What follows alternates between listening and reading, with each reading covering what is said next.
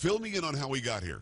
Well, first of all, I couldn't be more proud to be a member of the National Rifle Association, along with millions and millions of good American law-abiding families. Remember, the National Rifle Association is the essence of we the people and experimenting in self-individual government.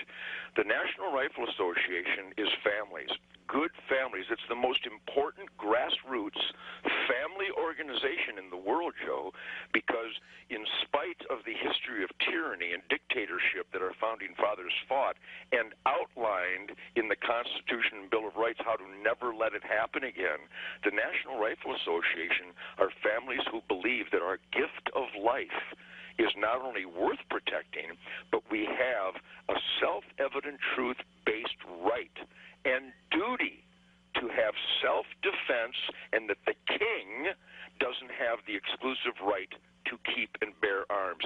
It is so simple that anyone that contests it is the manifestation of the dumbing down of America, and we would love to help the children reduce and even eliminate violence and danger and insecurity in their lives, in their school, and on our streets.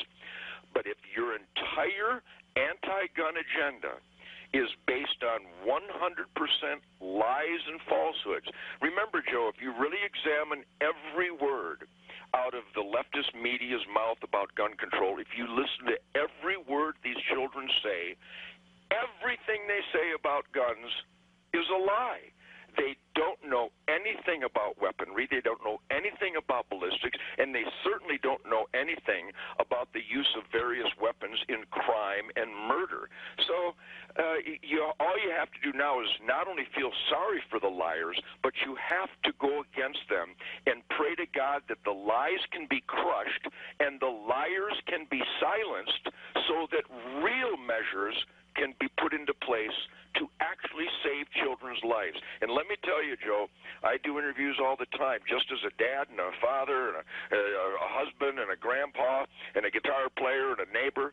And my goal is to make our streets as safe as possible. But when you call these guns weapons of war, it's a lie. No one's ever gone to war around the world today with a semi-automatic weapon. No. When you call them high-powered weapons, when the 223 is such a feeble round that it's illegal to hunt deer with in 30-some states, when you talk about high-capacity magazine, when the cadence and the rate of fire could have been more deadly with a single shotgun, because no one resisted, Joe. So the lies from the left, the lies from these poor, mushy-brained children who have been fed lies and parrot the lies, they are actually committing spiritual suicide because everything they recommend will cause more death and mayhem. Guaranteed. It's Ted Nugent, tednugent.com. Of course, he's the Motor City Madman. Yes, that Ted Nugent, and also on the board of directors of the NRA. Ted, let's break down some of these things that they're saying. I'm going to quickly say something, and if you don't mind, just give me a quick answer, and then I'll move on to the next thing because there are so many of them. When this all happened, you started hearing the attacks on the NRA. The NRA just wants to sell guns. True or not? Not at all. The NRA are just families who believe in self-defense, and firearms are the system and the arms by which we defend our lives. Case closed. The NRA has blood on its hands because the NRA is a bunch of baby killers. In fact, instead of me even saying that, let's listen to David Hogg and let's listen to Emma Gonzalez being interviewed by CNN. Here, just because I need you to comment on this. Look, I don't have to tell you guys, they give millions of dollars to politicians. They have a very powerful tool. So, I mean, how do you expect politicians who need money to keep running for office to say no to the NRA?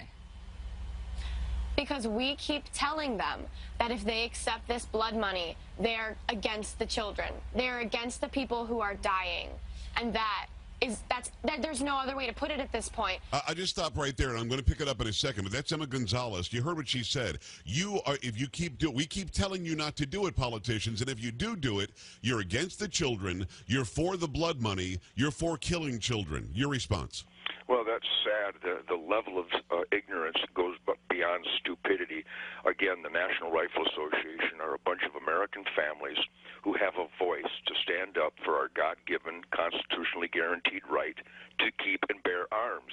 We have no blood on our hands. No NRA member have ever been involved in any mass shootings at all. In fact, the National Rifle Association is the lone organization that has taught firearm safety in schools and for law enforcement and for military and for children's organizations and family organizations around the country for 100 years. So once again, this poor, pathetic individual is a liar. I'm going to pick it up from there. She continues, and then the David Hogg kid, who everybody's talking about lately, jumps in. You're either funding the killers or you are standing with the children who have no money. We don't have jobs, so we can't pay for your campaign. We would hope that you have the decent morality to support us at this point. And not take money from people that want to keep lessening gun legislation and making it even easier for these horrifying people to get guns. Because if you can't get elected without taking money from child murderers, why are you running? If you can't get elected without taking money from child murderers, why are you even running? And the anchor, the host, Allison Camerata at CNN, Ted doesn't say squat to correct what they just said. I mean, when you hear that, how do you beat that? How do you beat that message? The dumbing down of America is manifested in the cultural deprivation of our academia that have taught these kids the lies, media that have prodded and encouraged and provided these kids lies. I really feel sorry for them because it's not only ignorant and dangerously stupid, but it's soulless. To attack the good law-abiding families of America when well-known, predictable murderers commit these horrors is deep into the category of soulless. These poor children, I'm afraid to say, and it hurts me to say this, but the evidence is irrefutable, they have no soul. There's this critical thinking that we are all encouraged to embrace and to pursue. And these children can't be critical of any of the propaganda that they're fed, and that's just sad.